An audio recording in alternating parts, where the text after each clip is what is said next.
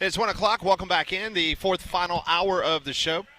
Appreciate everybody stopping by and seeing us live at Social Taco on this Taco Tuesday. We do have professional baseball playoff action going on right now. Good news for Molly's Tigers as they're on top of the Cleveland Indians, 1-0 as they play in the bottom of the fourth. Later on, we got other baseball. Conrad's team is going to be in action, but Prize Picks is the best place to win cash while watching sports. Join millions of users. Sign up today. It's really easy. You're going to download the Prize Picks app. Use code WJOX. Get $50 in lineups after you play your first $5 lineup. That's code WJOX to get the $50 in lineups after you play that first $5 lineup. We will go professional baseball tonight. Aaron Judge of the New York Yankees, Conrad, as they take on the Bo Sox, 0.5 hits, more or less. Does he get a hit or does he not? More. I was trending that way too. It's I will Aaron go Judge. more. He will get a hit. And then Freddie Freeman. Why not? 0.5 hits. Does Freddie Freeman get a hit as they take on the Reds? Unfortunately, yeah, you'd have to go more for him as well, I think. I'm going to go more for both of those. If both of those guys get hits, we're winners. You can be a winner too. Prize Picks, best place to win cash while watching sports. Download the app today. Make sure you use code WJOX to get the $50 in lineups after you play that first $5 lineup. Prize Picks, it's good to be right. Joining us on the Higginbotham Hotline each and every Tuesday, we get an opportunity to catch up with Demetri Ravanos from SEC Unfiltered. He joins us now on the program. Have you written a I'm sorry letter to Kalen DeBoer this week? I guess I got to write one to both him and to Ty Simpson. That clearly you absolutely just been hammering those guys since the Florida State game. So as an Alabama graduate, I'm just curious if the admissions office sent you a letter asking for your degree back. Well, to be fair, they do give Kalen DeBoer a lot of money, and they got a lot of money from me and my parents. So I think I'm good with the admissions office. I think I have a slight edge right now. Okay, all right. Well, your thoughts about Alabama taking care of business between the hedges?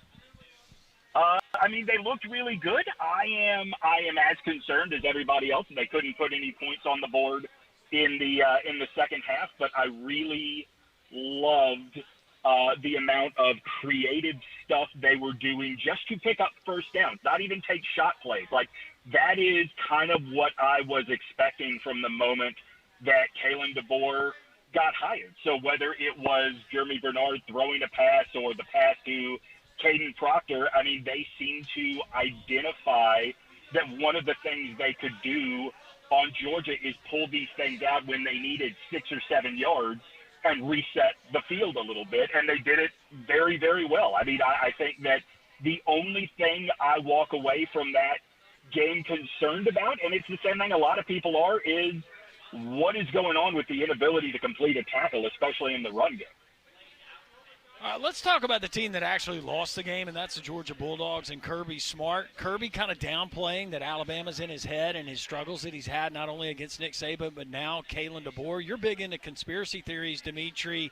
What is your conspiracy theory on why Kirby Smart continues to lose to Alabama in football? I think everybody, especially coming from Kirby's situation, right, where you have built your career at one place to then – face off with that place, and whatever your business is, there's no way that is not in your head to a certain extent. And also, I think it would benefit Kirby to say, yeah, there is something I've got to get over with playing Alabama, because the alternative is to just acknowledge, yeah, they've got better players than we do. I don't know what to tell you guys, and I don't think that's what the Georgia fans or media corps want to hear. So, Demetri, if you have a vote today, and this is a fun exercise, right, because I feel like the answer can change every single week. Right now, knowing what we know, who is the best team in the SEC according to Demetri? Is it Alabama after that win? Is it Ole Miss, Texas A&M, somebody else? Who gets your vote today? Okay, with the caveat that I don't feel great about anybody yet, I am going to say A&M, but I also don't expect that to hold. Okay, so is it more of a you just expect Texas A&M to choke like they do inevitably every season, or is there something in particular with this Texas A&M team that you just feel is a little rocky right now? Well, maybe you boys are a little more versed in the Bible than I am, but I feel like it is like by decree from God that A&M has to go 8-4 every season. So I'm just waiting to see how that's going to happen. No, I'll tell you honestly what it is that gives me a little bit pause about A&M is as much as they have been in these big moments able to pull it out this season, every time when the game is on the line that Marcel Reed drops back, I feel like even sitting on my couch, I can see his eyes grow to the size of the moon. Like it does feel like there's a little bit of panic in that guy that he's not going to be able to come through every single time. That's going to catch up to them eventually. You know, and honestly, like I'm taking them over Ole Miss because I'll believe Ole Miss gets the job done when I see it happen. All apologies, Pat. Was that Pat? Was that Jeremiah or Ezekiel where the decree is put down that Texas A&M must go 8-4 every season? I think it was Ezekiel. I think so too. I think it was Jonah said it when the whale shot him out of his blowhole. Like that was just the first thing he yelled as he breached the surface. You never know what you're going to learn on three-man front. Oh my goodness. Sunday school was a little different for me. Yeah. Demetri went to a different church than I did. Yeah, I was about to say. Well, yeah, I mean, I grew up Greek Orthodox, very different from your Protestant religion. Yeah. Yes. Good old Southern Baptist down here. Trust me, little I've been in one of your weddings. Not your weddings, but a Greek Orthodox wedding. There's a lot of standing. All right, so Arkansas went ahead. Congratulations on completing the marathon. Thank you. So Arkansas goes ahead and sends Sam Pittman on his way. What kind of job is Arkansas? Do you think they're going to have to settle for someone that was like Sam Pittman, or you think they're finally going to try to get in with the big boys and get a decent name? Well, I think given the way that college football has gone to where, you know, yeah, we have a power four, but really we have a big two and a medium two, I do think that there is money and opportunity that just being in the SEC is going to create in a way that you could dismiss. Yeah, you're in the SEC, but it's Arkansas when they hired Sam Pittman. I do think that this is probably, like, they're not going to be on the same page as Florida when Florida finally pulls the trigger where they can talk to some Power 4 coaches about this. Like, they are probably going to be mining the group of five for a coach, but I wouldn't turn down an opportunity if I'm a guy like Memphis's Ryan Silverfield. Like, this feels like a step up. And, you know, if Hunter Yurachek succeeded in convincing his booster corps that, you know, we need more of your chicken money, then this can be a better job than it is right now. I think it's the best of the four jobs that are open, but I do think the second Florida comes open, everything gets kicked down the list. If you're an athletics director, Urban Meyer expresses interest in your job. Do you have any reservations, Demetri, about making that phone call and saying, you know what, the job's yours, Urban? Do I already have one of the 10 best rosters in the country? Because it feels like that's a prerequisite for Urban. It has been. You're right. Yeah, everything's in place. If everything's in place, you know what? The answer to me is still no, just because he's an older guy. He has a history after 6 or 7 years losing interest, and maybe that's all you need to win a championship. He has proven over and over again that is the case, but I don't think if you are hiring Urban Meyer in 2025, you are not building anything long-term.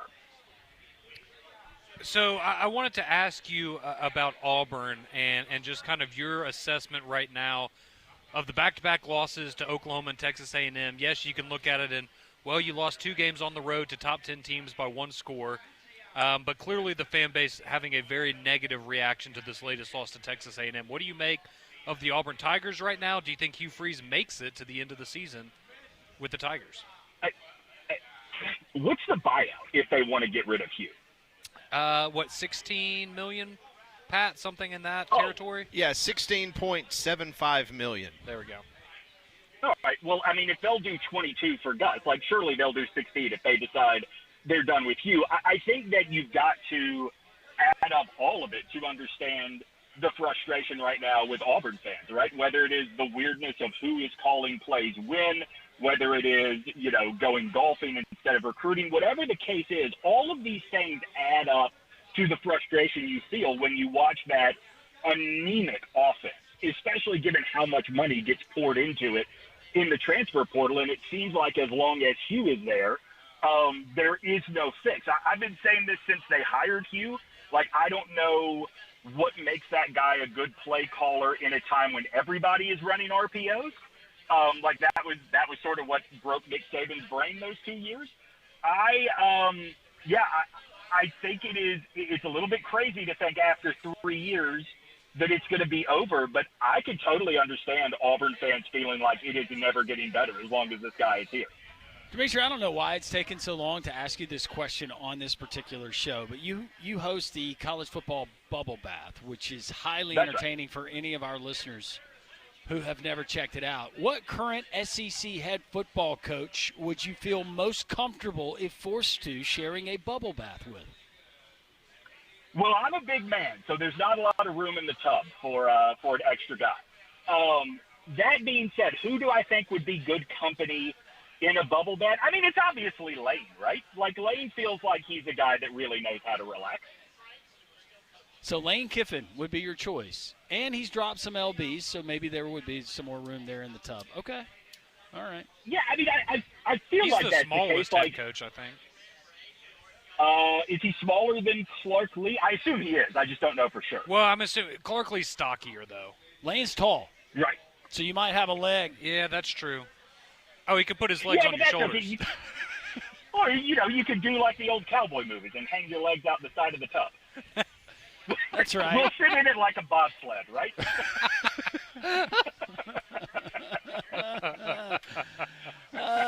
Demetri. Just a couple of fellows getting clean.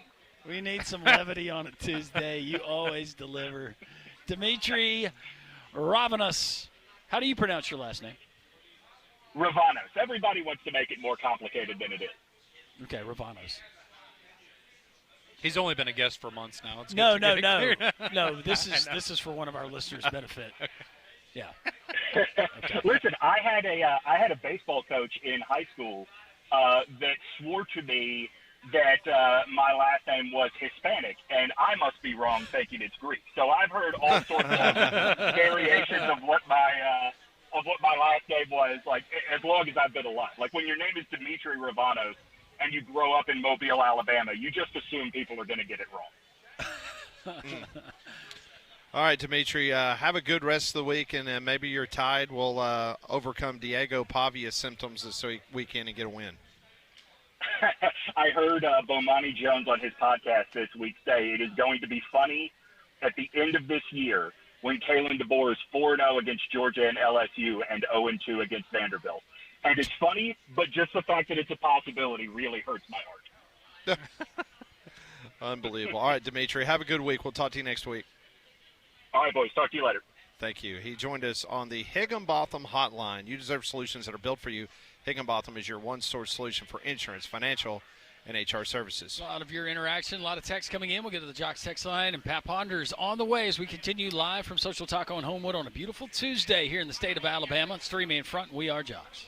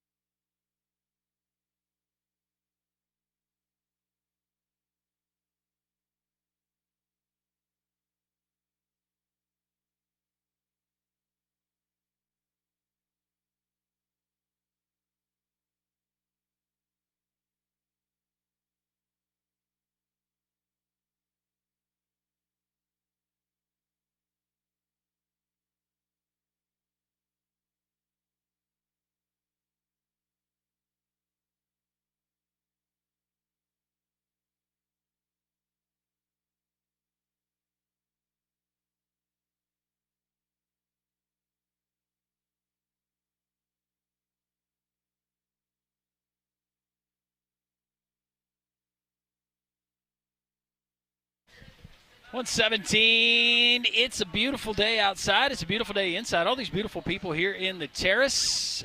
Taco Terrace, Social Taco, that's the place every single Tuesday. But every single day of the week, you can join our friends at Social Taco, the outstanding menu. Don't forget about brunch on the weekends, 10 to 2:30, the bottomless tapas brunch on Saturday and Sunday, the half-off happy hour, which you can enjoy today, Monday through Friday, out on the patio or inside, half-off drinks, half-off appetizers. SocialTaco.bar for more information. All right, so per Heather Dinich of ESPN, she says, as of today, 6 SEC teams are in a strong position to make the CFP. Okay. Those 5 SEC teams that would be in right now, according to Heather, 5, Alabama, Georgia, Oklahoma, Ole Miss, Texas A&M. Okay. As of this moment, Heather says those 5 are in the college football playoff. One team is on the cusp. That's LSU. She listed 5 SEC teams with work to do. Mississippi State, Missouri, Tennessee, Texas, and Vanderbilt. Interesting that Texas Yes. is on the out, which is, in my opinion, fair. And the teams that are automatically out now, so just forget about them, Arkansas, Auburn, Florida, Kentucky, and South Carolina. I guess this is the last chance you're going to get if you're Heather and some of these other – and I really like Heather to come up with your college football. This is who would be in now because it's going to change, I would think, pretty drastically. I don't know how much it changes for Vanderbilt with a close loss over Alabama. I guess technically Vanderbilt's still in. Yeah, they're certainly still going to be in the conversation. And I think it's just going to be so fascinating, right, is at the end of the day, because one of these teams, multiple of these teams most likely, are going to end up at 9-3. Do you get one team in that's 9-3? Do you get multiple teams that are 9-3? Do you get 0 teams at 9-3 like you did last year? That's going to be what's fascinating for me because you know some of these teams that right now look really good are going to ultimately be 9-3 with a really difficult schedule behind So them. that Clemson win has already faded so quickly for LSU. They're not getting any credit for that. I was trying to find the audio, and I could not because I could not listen to the 2 hours of the Dabo Sweeney show last night. But apparently he had just an incredible quote saying that if you took away the turnovers that Clemson had in those football games, they'd be undefeated. Oh, no. We're doing that now? Yes. That's what he said on his radio show last night. Well, at least he's got those to cling to. Hugh Freeze doesn't even have that. That is true. Auburn's actually taking care of the football. Yeah, tough year at Clemson. Yeah, no kidding. But, I mean, to your point about, that loss, I think when you look at LSU, right, they were number 4 in the country. They lose to now a top 5 team in Ole Miss on the road by 5 points. They fall almost 10 spots in the AP poll. That clearly shows you that people are taking the totality of their season now and reevaluating LSU, which is what should be doing because that offense is not good right now. No. And if that offense doesn't get any better, LSU is going to win 8 or 9 games this year and going to be on the outside looking in. And all of the questions that we brought up about Brian Kelly that Mike Griffith kind of laughed at this offseason are going to turn out to be pretty prevalent questions. Here's another great quote from Dabo. This was posted by the Clemson Sports Network about 24 minutes ago. It says, I'm not taking accountability away from the players. They've got accountability in this too. We've got some guys that have to play better. They're not just on scholarship anymore. These guys are paid a lot of money to perform. Everybody's got accountability. But it's just an absolute coaching failure. I don't know another way to say it. And I'm not pointing the finger, I'm pointing the thumb. It starts with me because I hired everybody and I empower everybody and equipped everybody as well. Appreciate everything that Dabo said there. I like that I'm pointing the thumb, not the finger. Because he's right. He's not throwing them under the bus. He's pointing at himself first. But, yeah, players got to play better. See, do you like to hear that response more than what we heard from Brian Kelly yesterday, which was Garrett Nussmeier has to play better, these guys have to play better? Which it is true, the players have to play better too, but I just know some people look at that as you're trying to take the blame off of you as a coach and put it on. I would rather you get Jimmys more and Joes. specific in your detail of what exactly, as a fan. And I now, agree. I would rather – I know they got to play better, Coach. Why are they not – what is keeping them from playing better? Yeah, are they practicing well? You think it's just the game? Was it specific opponents and matchups that they have are just not favorable? Like, why do you think they haven't played well? And then you might get the answer if you did ask that question. Yeah. Well, don't you think that if I knew, fine, but that's what I would want to hear. You get an answer like he got 2 weeks ago when he went at it after a reporter asking about the offense. Yeah. I know there's not much that they can say. Well, they can, but I would probably be the same way if I was a head coach.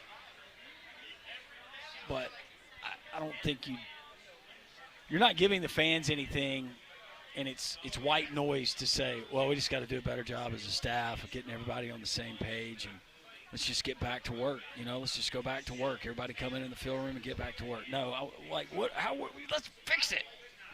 Understand the anxiousness of fans too. Well, and I think as a fan, right, just from that perspective, when you hear maybe a more definite example from a coach, it makes you feel like, okay, they understand what the problem is, as opposed to, well, everybody's got to play better. Okay, but do you know what the problems are? Are you addressing those problems, or is it just a lack of competency from the coaching staff? I would as a whole? love to hear from Hugh Freeze, like specifically what made you not run the football against Texas A&M. After he said last week that they needed to concentrate on running the football more. Yeah, they That's got away where from the it too early. frustration is. Yeah. Why is there that disconnect? Because you're telling the fans you know what the problem is, but then you're not doing anything to address that problem. Yeah, no, that's infuriating if you're a fan of a program, and especially if you're a fan of a program now that's giving your hard-earned money every month to a collective to fund that roster that's on the field and not executing. Also, just a couple minutes ago, the Big 12 has announced that they have publicly reprimanded the University of Colorado and fined them $50,000 for inappropriate religious slur chants targeting members of the Latter-day Saint faith that occurred during Saturday's football game against BYU. No place for it. No, there's not. University of Colorado Boulder officials have issued a strong apology condemning the fan behavior, which they stated does not reflect the values of their campus community. Do you have what they said on there? Just out of curiosity. I can probably find it. I'm not going to repeat it on the air. No. I meant, and if you had I was just curious myself. But, I mean, regardless of what it is, obviously there's no room for that in athletics at all. I was just curious. BYU athletic teams have been susceptible to those type of They have. anti-religious slants during athletic contests over the last couple of years. Have you seen it yet, Landrum? Nobody wants to put it in print. They just want to put expletives and I religious see slurs. what You it found is. I see what it is. Let me see it. I will write it down on this piece of paper for you and slide it across the table so the camera cannot see it. But, yeah, safe to say, worthy of a fine.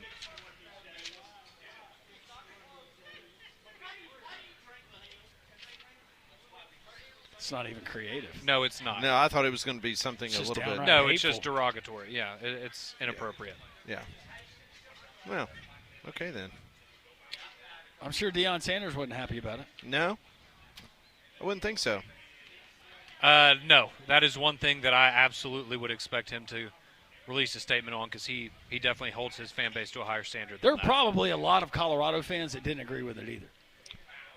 So basically, they just Fair. got fined the same amount of money that an ACC school gets fined for rushing the field and injuring 19 people at Virginia. For trampling Squirrel White. Same amount of money. You got whistle heads everywhere, man.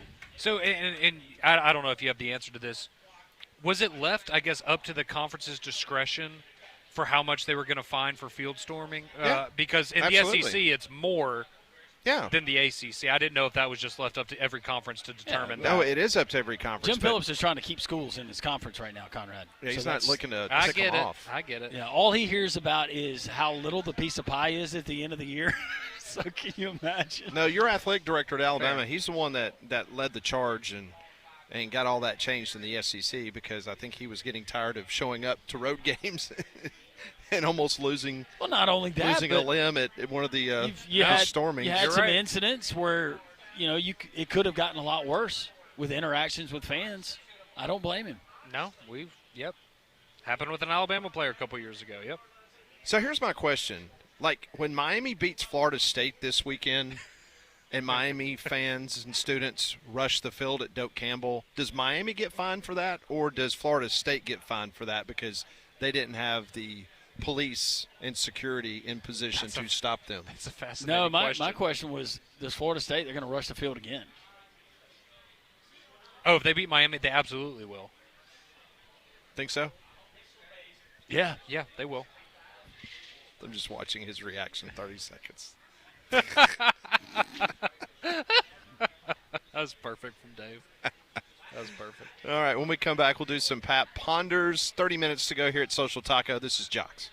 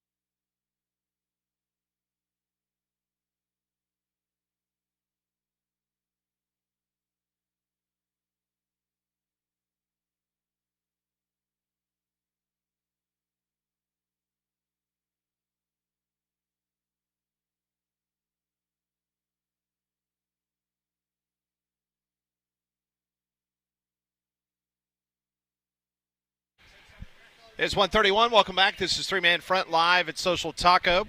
The SEC has officially announced that the college football kickoff media days will be in Tampa, Florida, July 20th through the 23rd in 2026. It'll be the first time ever that the SEC football media days, that obviously was in Birmingham more than any other city in the history of the league. They ventured out to Atlanta, went to Nashville, Dallas. Now they're heading to Tampa, Florida. So these cities actually bid on the rights or the opportunity to host this event. So it will be in Tampa, Florida, July 20th through 23rd. I'm sure it will be a balmy 75 degrees in late July in Tampa, Florida. Conrad, aren't you part of the effort to get it to P-Town at some point?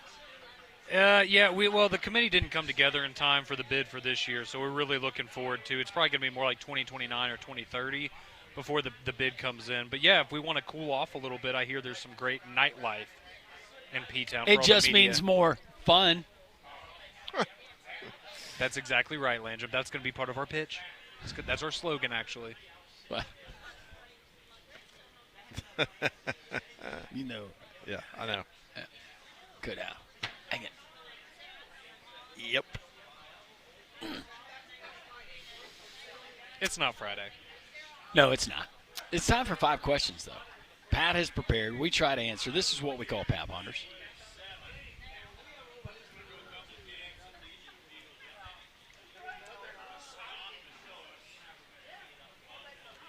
Brought to you by Courtesy GMC in Trustful. Get by and see them off of I-459, exit 32 in Trustful.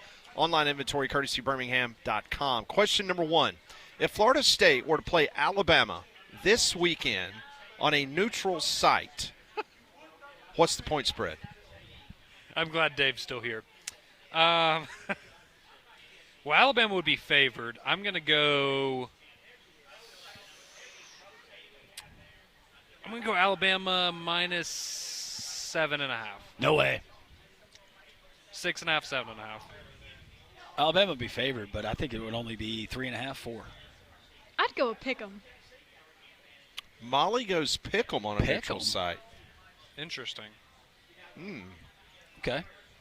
And I'm not saying that whatever the line, like if I'm saying it's a touchdown, I'm not saying that that's necessarily what I would set it at. I just think Vegas has continued to be enamored with Alabama even after the FSU game, and now even more so with the Georgia win. And I think you saw a lot of people fall out of favor with FSU based on the fact they dropped 10 spots in the poll this weekend.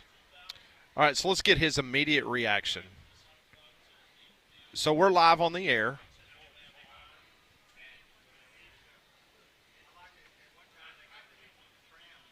There we go. Well, Okay, everybody's already answered this question. This is a Pat Ponders question. So I want to get your immediate reaction. If Florida State were to play Alabama this weekend at a neutral site, what's the point spread? Alabama by 4. okay. Okay. All right. He said 7.5. I said 6.5 or 7.5. Molly said pick 'em. Okay. Okay. Okay. So FSU Dave and Landrum right on the same there. Wow. Yeah. Okay. I'm dialed in, guys. You dialed in Vegas? See, and I think that even if you went back after the first week of the season, like if they had played again in week 2, I think Alabama would have been a favorite on a neutral site. Okay. Even after that loss. All right, question number 2. The Jets, Saints, and Titans are the only winless teams left in the National Football League. Which one of those 3 will win the fewest games this season? Oh, the Titans are really bad. Titans are really – I mean, all those teams are bad, but the Titans. Number 1 pick coming again. I'll go with Titans. Yeah. Sorry, Damien. They're bad. Their coach is on the verge of killing multiple media members in Nashville. Oh, yeah, he's going to get fired here pretty soon. I mean, he has gone crazy. What do you say, Molly? Yeah, it's as much as I hate to say it, it's the Titans. Yeah, unfortunately for the Titans, when you go get Joe Burrow's offensive coordinator, but he doesn't bring Joe Burrow with him, Yeah.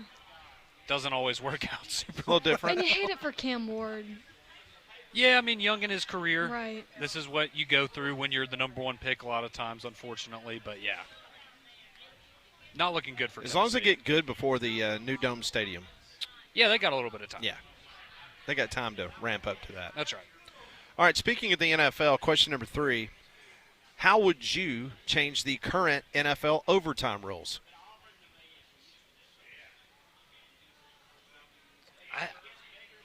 I like how the overtime rules are now in the sense of, like, just keep playing the way that it's currently set up, right? Like in the Packers-Cowboys game last night, All right, we're going to double OT. Same exact setup, right? Both teams are going to get a possession. You put whatever 10 minutes on the clock, and you go that way. And I think you just – sure, maybe there'd be some crazy game every year that goes to 7 OTs and it's brutal on the teams, but No, see, I don't want brutal on the teams. Let's do the regulation. We'll do the overtime period. If it's still tied after that, we go to field goals.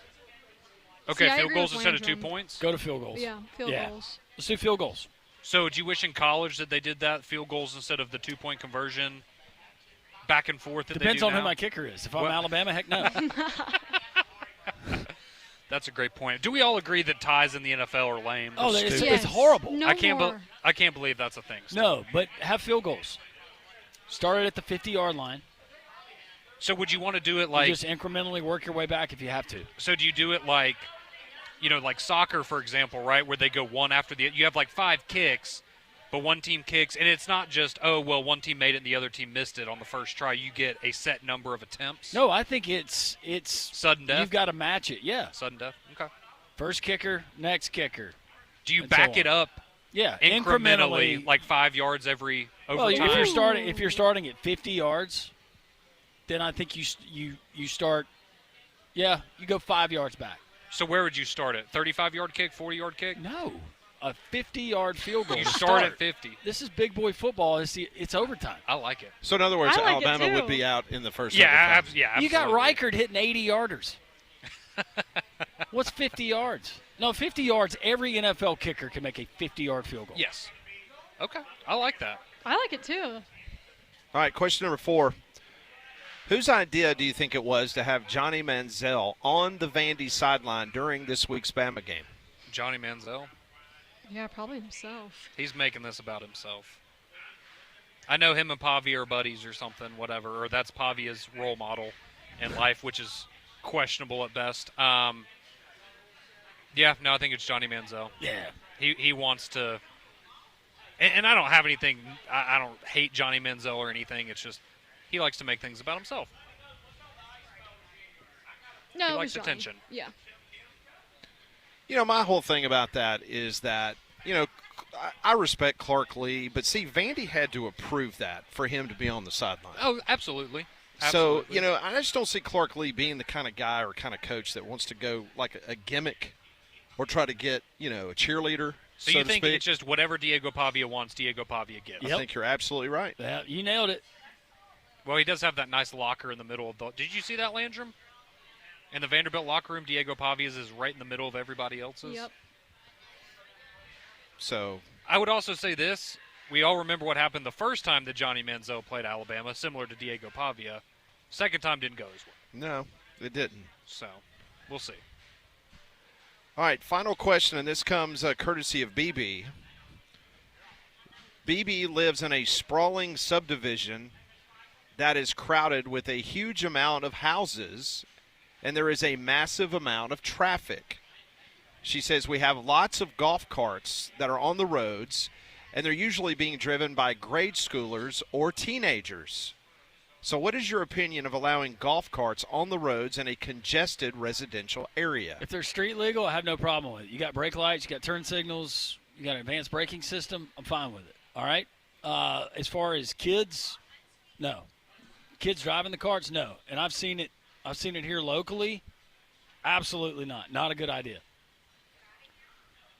Okay, so is this a self-contained neighborhood? Okay, because I'm thinking where I grew up, there were a bunch of golf carts in my neighborhood, but it was a gated community where you weren't wandering out onto a busy road. You were stuck within the confines of the neighborhood. It's okay. See, then if that's the case, then I'm with Landrum. Like, if it's street legal, then I don't have a problem with people having golf carts, but no, I wouldn't want children. Here's the problem Operating them. with saying my kids are responsible, whatever. All right, great. And I'm sure that a lot of kids out there, they can operate a golf cart, and they'd be just fine. But, we set up limits. He can't go past this street or this street. What do you think the first thing a kid's going to do? Go past that boundary. He's going to go exactly where Every you time. told him not to do it.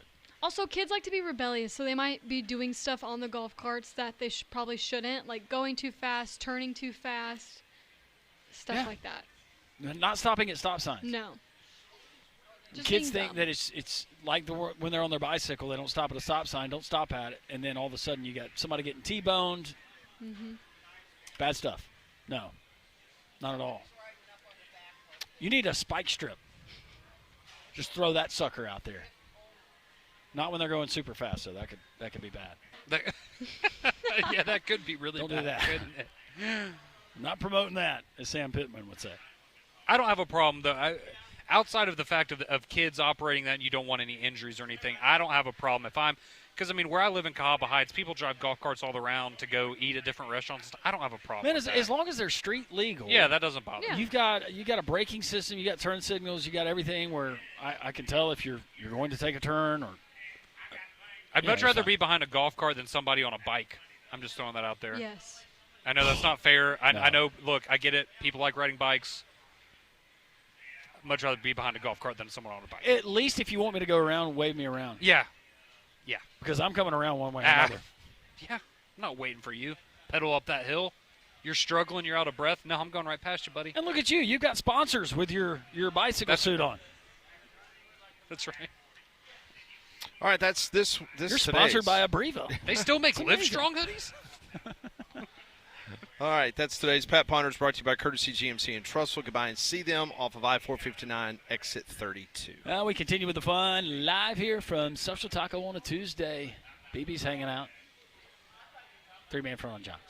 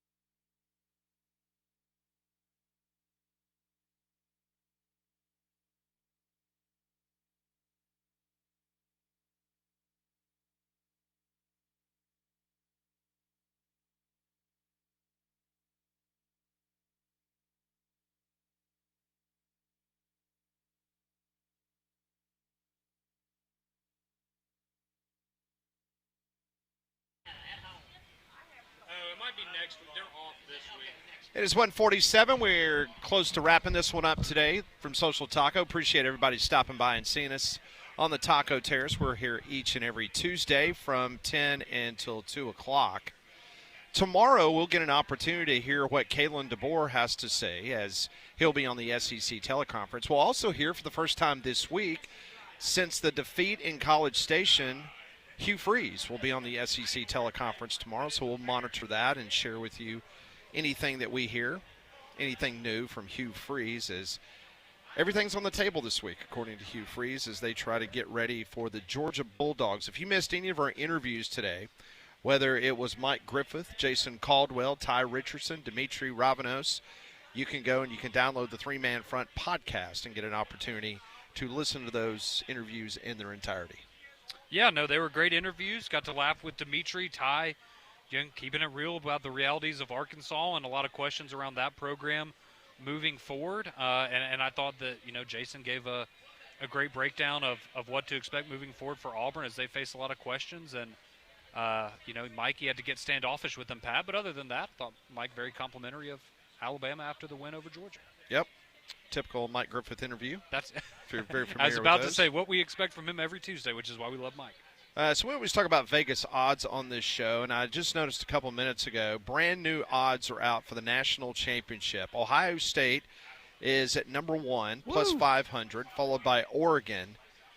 Texas is plus 700, and Heather Dinich doesn't even have them in her college football playoff. Yeah, that would be my worst investment that you could make on that list. Texas is plus 700. They've got the third best odds, followed by Penn State, then Alabama. Put the mortgage on it. How about that? Penn Alabama.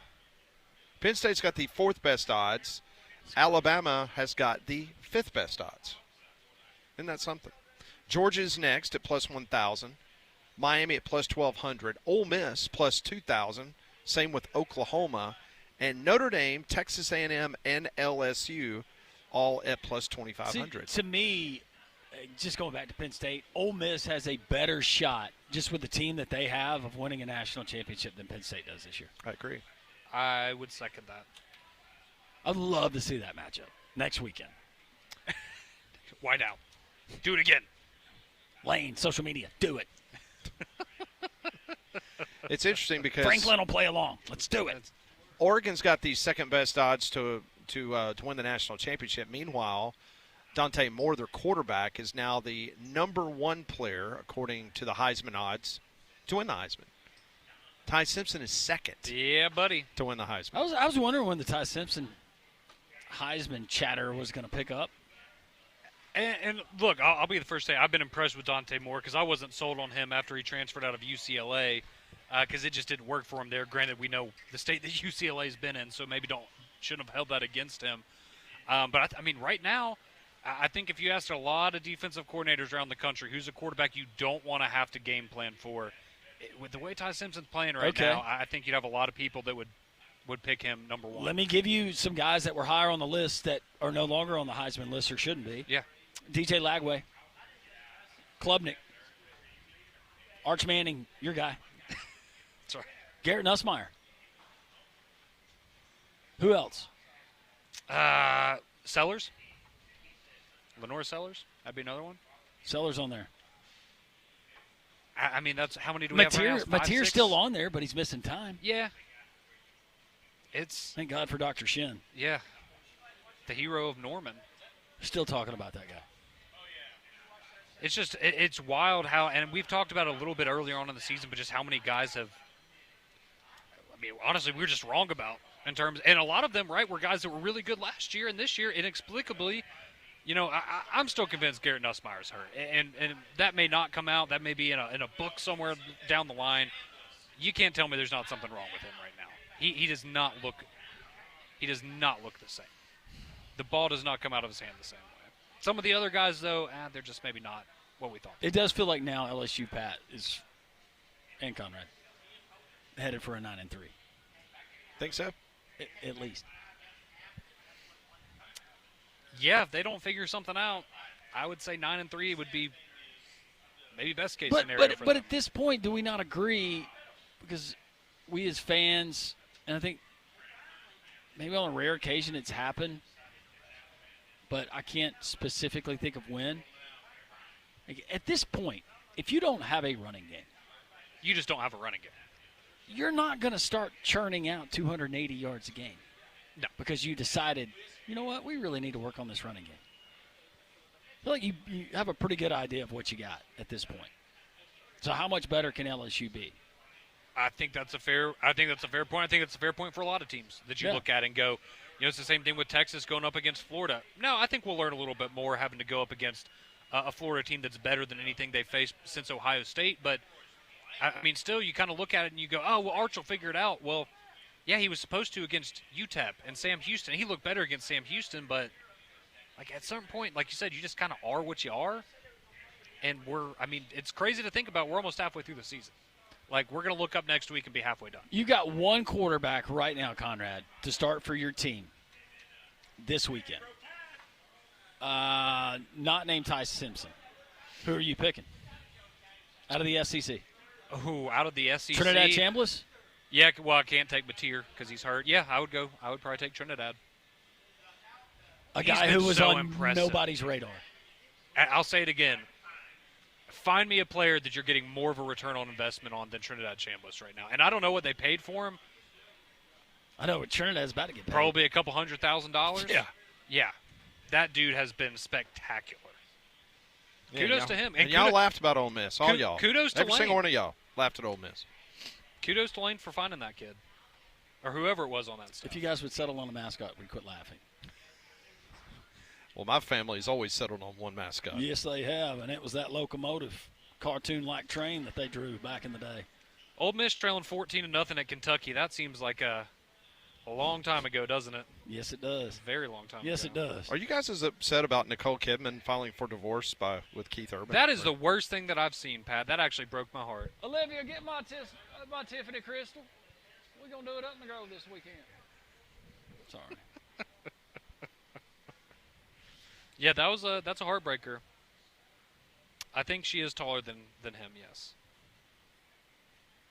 That's going to do it for us. We appreciate all of our guests today, all of your interaction. Any portion you missed, you can find it there at the podcast, jocksfm.com. Coming up tomorrow, we'll have Voice of the Tide, Chris Stewart. Diego Pavia, Part 2. What is Kane Wamican and the Brain Trust at Alabama thinking as they try to defend that juggernaut? Just remember, always, God is great. Have a wonderful rest of your Tuesday.